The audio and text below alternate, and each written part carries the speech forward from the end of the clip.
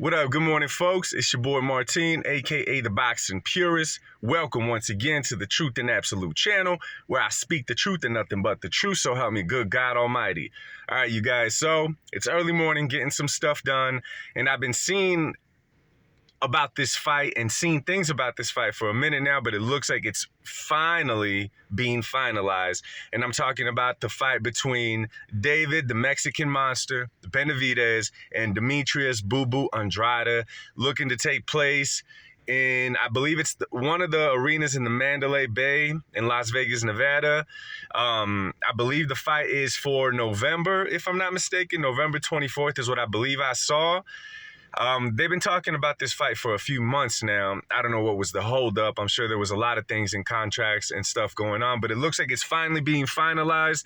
I'm assuming that the winner of that fight is going to maybe possibly get a shot at Canelo Alvarez next year sometime. Now, this fight is interesting in many ways. It's interesting because I don't remember the last time that Demetrius Andrade fought. I know he fought on a PBC card. It was like it was a pretty good card. He got like the third fight on that card against, I don't even remember the guy's name. And the reason is because, listen, I was a huge Demetrius Andrade fan for a long time. 4 or 5 years ago, I even said that, like, that's one guy that I see beating Canelo when they were both at 160. Of course, at the time, Andrade wasn't doing nothing to get that fight. If I'm being honest, he wasn't doing anything. He was more of like kind of, showing up at, fighters' press conferences, calling them out. I mean, I think he did that to the Charlos. If I'm not mistaken, Danny Jacobs. He had a fight lined up against Billy Joe Saunders. Of course, we all know Billy Joe Saunders ended up dropping dirty for some banned substance at that time, and we didn't get that fight, which would have been a really good fight. I was excited for that one. So the thing is that Andrade is a slick boxer. He's long, he's a southpaw, he's nice inside that ring.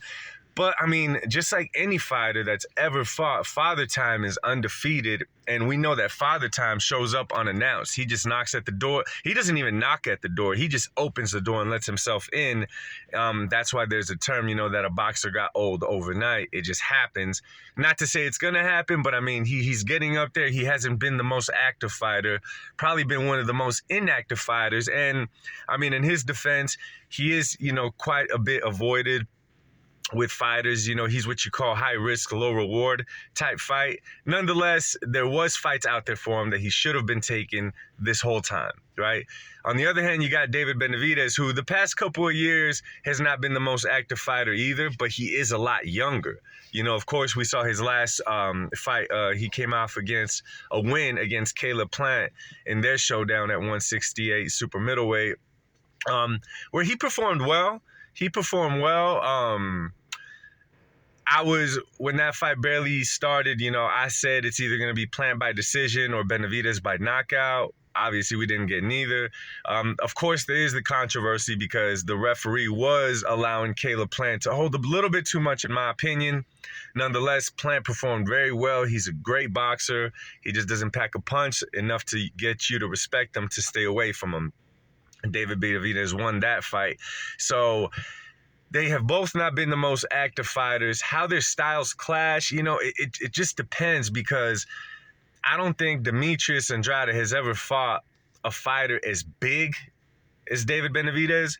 And at the same time, I don't think David Benavidez has ever fought a guy as skilled as Demetrius Andrade. However, he is a little bit older now.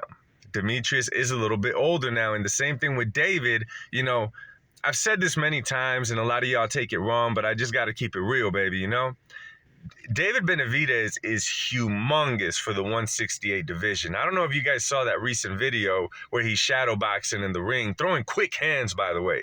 He's a big guy, but he has some fast hands. He's shadowboxing in the ring, and in that ring, it looks like he's preparing to fight Tyson Fury, Alexander Usyk. What I'm saying is that he's big. And, I mean, yeah, he goes up in weight quite a bit, but you just see his body mass, his size. I don't know how he's able to make 168. To be honest with you, he's huge. So the older he gets, I know it's going to be harder for him. I mean, he's young, by all means. But naturally, the older they get, the harder it has to be for them to drop weight. So this fight is going to have a lot to do with the negotiations. I'm wondering if Andrade's team is looking at that way, if they're going to recommend or suggest a rehydration clause on David Benavidez. What plays into that? You know what I'm saying? How many times they got to weigh in before the fight, what you have to weigh at a certain point before the fight. All those things are going to come and be a big factor in this fight. You know, it's one of those fights where, like, you can't even say, I wish they would have fought sooner, because then David would have been way too young to fight someone that's as good and as skillful as a Demetrius Andrade. Nonetheless, we get a decent fight. I'm going to be watching it. I know you guys are going to be watching it. I'm going to have to do my homework a little bit more on this fight to pick an actual winner. I know I did in the past, but I mean, right now I'm not even looking what's inside the ring. You know what I'm saying? As far as who's going to win, I'm just paying attention to the details, like, you know, the inactivity of Bubu Andrade. You know what I'm saying? The size of David Benavidez and what's going on in the contracts as far as weight and as all as that goes. And again, assuming that the winner of this is going to get a shot at Canelo Alvarez, or just a stepping stone to get the Canelo fight. We know Canelo has 2 more fights left on that PBC contract. I'm assuming he's going to fight again in May and then again next September. But again, we will see. We will see. We don't know what's going on with them. Nonetheless, we got a fight on our hands, y'all. Let me know what you guys think about it. You know, drop comments down below. Let's talk about it. Do y'all think that Bubu's age and inactivity is going to work against him, which in my opinion, it probably will? Do you think that David is going to be able to make 168 comfortably again? Who knows? And do you think it'll affect his performance and his build-up to the fight, right? It's talked about, obviously, for the 168 title. I don't know if there's a catch weight involved. I don't know what's going on, but I'm assuming that his weight and size is going to play a big role in the negotiations between the two in their contracts. I'm not 100% certain. I'm going to keep updating y'all on this fight and what's going into it. But again, drop a comment down below. Let me know what y'all think. My boxing family, we got a fight on our hands.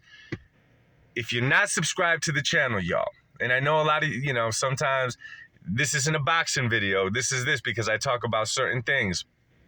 Subscribe to the channel, y'all. I'll keep you posted and up on everything from some politics to faith to boxing, right? The boxing purist. So drop a comment, let's engage, subscribe if you're not already, hit that like button if it's not too much to ask, or the dislike. It's all love, baby. You know what I'm saying? I'm not sensitive. It's all love. Anyway, enjoy your day. May God bless y'all. God bless the USA, and I'll speak to y'all soon. Peace.